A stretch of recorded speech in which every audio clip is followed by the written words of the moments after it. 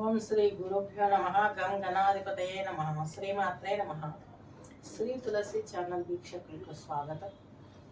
ఈరోజు మనము డిసెంబర్ మొదటి పక్షం గురించి ఫలితాలు ఎలా ఉన్నాయో చూసుకోండి. అలా తీసుకున్నట్లయితే డిసెంబర్ 1 నుంచి 15 వరకు మనకు బృహస్పతి వచ్చేసి ఇక్కడ వృషభ రాశి సంచారం, రాహు మీన సంచారము, శని వచ్చేసి కుంభ సంచారము, నెక్స్ట్ కుజుడు వచ్చేసి వక్రించి కర్కాటకంలో ఉన్నారు, కేతు వచ్చేసి కన్యారాశిలో ఉన్నాడు, చంద్రుడు వచ్చేసి తులారాశిలో ఉన్నారు, రవి బుధులు వృశ్చిక రాశిలో ఉన్నారు, శుక్రుడు వచ్చేసి ఈ యొక్క ధను రాశిలో సంచరిస్తున్నారు. ఇలా తీసుకున్నట్లయితే ఈ మొత్తం ఈ యొక్క గ్రహాలు ఈ రాశులలో సంచరిస్తున్న సమయాన్ని ఎలా తీసుకోవాలి మనం ఒక్కొక్క రాశి, దీనికి ఏ ముద్ర యోగ ముద్ర వేసుకోవాలి, ఏ గానం రాగం కర్ణాటక సంగీతం మ్యూజిక్లో ఏది వినాలి అనేది మనం చాలా జాగ్రత్తగా ఆచితూచి శోధించి పెట్టిన ఈ వీడియోలు మీరు ఎవరు మిస్ అవ్వద్దు. ఖచ్చితంగా మీరు ఈ వీడియో చూసి మీరు షేర్ చేసి లైక్ చేస్తారని ఆశిస్తూ ముందుకు వెళదాము. ఇప్పుడు మేషరాశి తీసుకుంటే అశ్వని నక్షత్రం 4 పాదాలు, భరణి నక్షత్రం 4 పాదాలు, కృతిక నక్షత్రం కలిపి మనకు ఈ యొక్క మేషరాశి కిందికి వస్తుంది. రాశిధిపతి చతుర్థంలో నీచలో వక్రించి ఉన్న విధంగా ఏమవుతుందంటే మీ మానసిక స్థితి అశాంతి ధోరణిలో నడుస్తుంది. అలాగే మీరు ఏదైతే తలపెట్టారో ఎంత కృషి చేసినా ఫలితం మాత్రం తక్కువ వస్తుంది.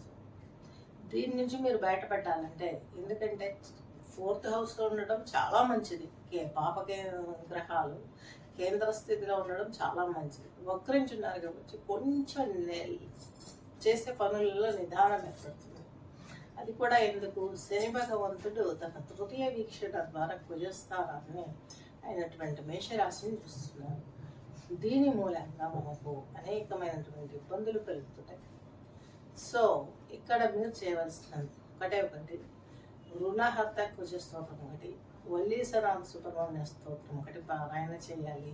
అలాగే రుణ విమోచన కుజ స్తోత్రం అనేది దొరుకుతుంది మనకు, అది కూడా మీరు పారాయణ తీసుకోవాలి. అలాగే నెక్స్ట్ మీకు కేతు వచ్చేసి 6వ ఇంట్లో ఉన్న దైవభక్తి పెరుగుతుంది.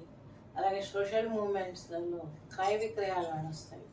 అలాగే కొంత శత్రు విజయం లభిస్తుంది, రుణ విభక్తి లభిస్తుంది, ఆధ్యాత్మికత మెరుగుపడే పలు రంగాలలో మీరు ప్రవేశిస్తారు. అలాగే కొంత సంతానం గురించి వారి యొక్క ఎడ్యుకేషన్ కావచ్చు, హెల్త్ కావచ్చు, ఈ విషయాలలో కొంచెం ఎగుడుదుడుగా ఉంటాయి. ఎందుకంటే కేతువు కదా వక్రగ్రహం కాబట్టి వక్రంగా ఉంటాయి.